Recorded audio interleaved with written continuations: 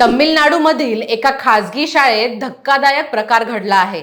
8व्या इयत्तेत शिकणाऱ्या विद्यार्थिनीला मासिक पाळीमुळे चक्क वर्गाच्या दरवाजाजवळ बसून पेपर लिहायला लावल्याचे प्रकरण समोर आले आहे।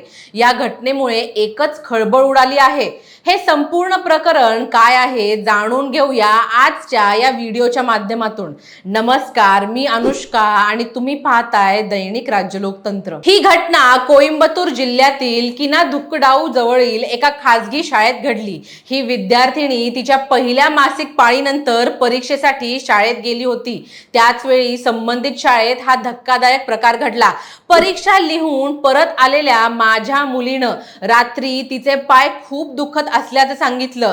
पाळी येऊन 3 दिवस झाले होते, त्यामुळेच पाय दुखत असतील असं आम्हाला वाटलं। माझ्या पत्नीनं तिच्या पायाला तेल लावलं। नंतर माझ्या पत्नीनं तिला विश्वासात घेऊन तिची विचारपूस केली, तेव्हा तिनं रडत रडत पाय दुखण्याचं कारण सांगितलं। माझ्या मुलीनं 3 तास वर्गाच्या पायरीवर बसून पेपर लिहिला होता, त्यामुळं तिला वेदना असह्य होत होत्या, असं त्या विद्यार्थिनीचे वडील म्हणाले। पालकांनी विनंती केल्यामुळं मुलीला स्वतंत्रपणे परीक्षेला बसवल्याचा दावा करणाऱ्या शाळेच्या मुख्याध्यापकाला शाळा व्यवस्थापनानं बडतर्फ केलं आहे। दरम्यान मुलीला वेगळ्या वर्गात न बसवता वर्गाबाहेर का बसवलं गेलं असं स्पष्टीकरण मागितल्याचं पोल्लाचीच्या सहाय्यक पोलीस अधीक्षक सृष्टी सिंग यांनी BBC तामिळला सांगितलं। कोइंबतूरच्या किनाडुक्कडाऊ जवळील सेंगताई पलायम येथील एका खासगी शाळेत त्याच भागातील एका मजुराची मुलगी 8व्या इयत्तेत शिकत आहे।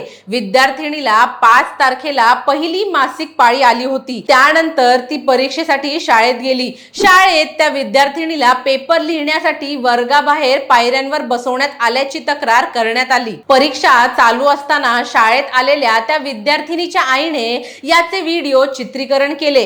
ते व्हिडिओ नंतर प्रसार माध्यम आणि सोशल मीडियावर व्हायरल झाले। त्या व्हिडिओत वर्गाबाहेर पायरीवर एकटी बसून ती विद्यार्थिनी परीक्षा देत असल्याचं दिसलं। जेव्हा तिच्या आईने याचं कारण विचारलं, तेव्हा शाळेच्या मुख्याध्यापिका आणि इतर कर्मचारी आले आणि त्यांनी विद्यार्थिनीच्या आईला तुम्ही शाळेत अनधिकृतपणे प्रवेश केलाच कसा आणि व्हिडिओ काढला का असा जाब विचारत वाद घालण्यास सुरुवात केली, असं व्हिडिओत दिसतं। या घटनेबद्दल माध्यमांशी बोलताना विद्यार्थिनीच्या वडिलांनी सांगितलं की माझ्या सर्वात लहान मुलीला 5 तारखेला पाळी आली। ती 7 तारखेला परीक्षा देण्यासाठी शाळेत गेली। त्या दिवशी तिला परीक्षा लिहिण्यासाठी वर्गाबाहेर एकटीला पायऱ्यांवर बसवलं गेलं। आम्हाला ही गोष्ट रात्रीच कळाली, पण माझ्या पत्नीने प्रत्यक्षात जाऊन याची खात्री करण्यासाठी व्हिडिओ काढला, असं ते म्हणाले। मीही त्याच शाळेत शिकलो। त्या ठिकाणी काम करणारे काही शिक्षक आणि काही कर्मचारी समाजाच्या दृष्टिकोनातून विद्यार्थ्यांमध्ये भेदभाव करतात आणि त्याचमुळे हा प्रकार घडल्याचा आरोप त्यांनी केला। या घटनेने खळबळ उडाली तेव्हा पत्रकारांनी दिनांक 10 एप्रिल रोजी कोइंबतूर येथे आलेले तमिळनाडूचे ऊर्जा मंत्री सेंथिल बालाजी यांना कोइंबतूर मधील खासगी शाळांमध्ये अशा घटना वारंवार का होत आहेत असा प्रश्न विचारला। त्यावर मंत्री महोदयांनी पोलीस या प्रकरणाचा तपास करत असल्याचं उत्तर दिलं। महावीर जयंतीनिमित्त गुरुवारी शासकीय सुट्टी असल्यानं शाळा बंद होत्या।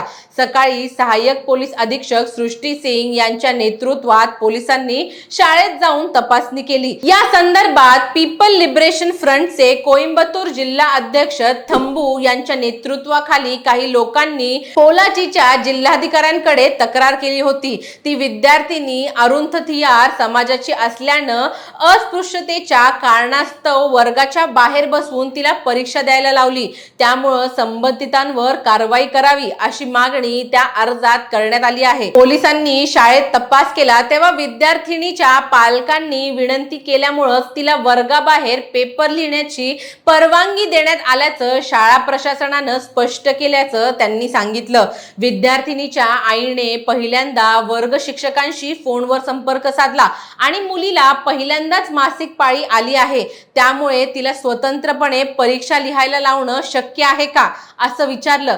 परीक्षा असल्याने मुलीच्या आईला शाळेच्या मुख्याध्यापकांशी संपर्क साधण्यास सांगण्यात आलं। विद्यार्थिनीच्या आईनं स्वतंत्रपणे परीक्षा लिहिण्याची विनंती केली होती, असं शाळेच्या मुख्याध्यापकांनी यावेळी म्हटलं आहे, अशी माहिती पोलिसांनी दिली आहे। कोइंबतूरच्या जिल्हा शिक्षण अधिकारी गोमती म्हणाल्या, आम्ही शाळेची तपासणी केली आहे, अजून पालकांशी बोललो नाही. पहिलं पाऊल म्हणून शाळेच्या मुख्याध्यापिका आनंदी यांना त्यांच्या पदावरून हटवण्यात आलं आहे. पुढील पाऊल शिक्षण विभागाने उच्च अधिकारी उचलतील असंही त्यांनी म्हटलं आहे. चौकशी अहवाल शिक्षाधिकाऱ्यांना सादर केला जाईल, त्यानंतर अंतिम कारवाई केली जाईल असं ते म्हणाले. मासिक पाळीच्या काळात विद्यार्थिनींच्या आरोग्यासाठी आवश्यक उपाययोजना करण्याचे परिपत्रक शाळांना देण्यात आलं आहे. मुख्यतः सॅनिटरी नॅपकिन मशीन आणि त्यासंबंधीच्या सुविधा देण्याचंही सांगण्यात आलं आहे. यापुढे त्याची अधिक काळजीपूर्वक अंमलबजावणी करण्यासाठी पावलं उचलली जातील असंही गोमती यांनी यावेळी सांगितलं. या माहितीबद्दल तुमची मतं आणि प्रतिक्रिया काय आहेत आम्हाला कमेंट करून नक्की कळवा. आणि जर राज्य लोकतंत्र चॅनलवर नवीन असाल तर चॅनलला लाईक, शेअर आणि सबस्क्राईब करायला विसरू नका. धन्यवाद. दैनिक राज्य लोकतंत्र.